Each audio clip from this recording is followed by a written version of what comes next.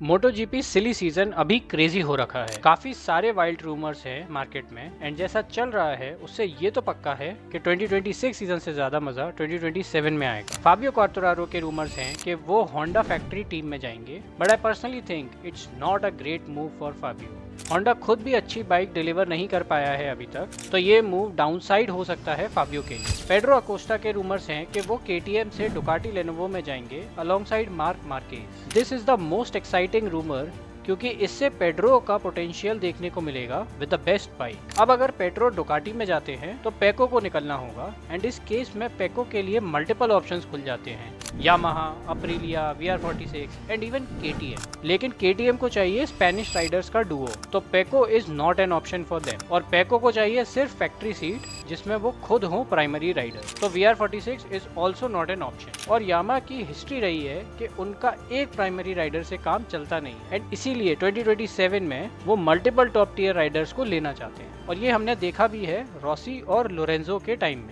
तो इस केस में यामा को पेको नहीं जमेगा और होहे मार्टिन के रूमर्स हैं कि वो अप्रिलिया छोड़ देंगे, तो पेको का अप्रिलिया में जाना seems like the best possibility. अब मार्टिन अगर अप्रिलिया छोड़ते हैं तो उनके पास एक ही ऑप्शन बचता है, वो है यामाहा। एंड ये ऑप्शन सेंस भी बनाता है क्योंकि यामाहा को इससे टॉप रैक और मार्टिन जैसे टॉप टियर राइडर्स मिल जाएंगे, जिससे शायद यामाहा फाइनली एक अच्छी बाइक बना पाए। और एक फाइनल रूमर है मार्क के छोटे भाई एलेक्स का। 2025 में रनर अप बनने के बाद उनकी मार्केट वैल्यू काफी ऊपर चली गई है and since KTM is looking for a duo of Spanish Riders, जिसकी वजह से रूमर है कि वो एलेक्स को साइन कर सकते हैं। ये रिस्की मूव जरूर है एलेक्स के लिए, सिंस केटीएम का खुद का फ्यूचर भी अभी पता नहीं है मोटो जीपी में because of financial issues in the company. But वो कहते हैं ना, रिस्क है तो इश्क है। इन सारे रूमर्स में से मेरे लिए सबसे शॉकिंग रूमर फाबियो का था। आप लोगों को कौन सा रूमर सबसे ज्यादा शॉकिंग लगा, कमेंट्स में बताओ।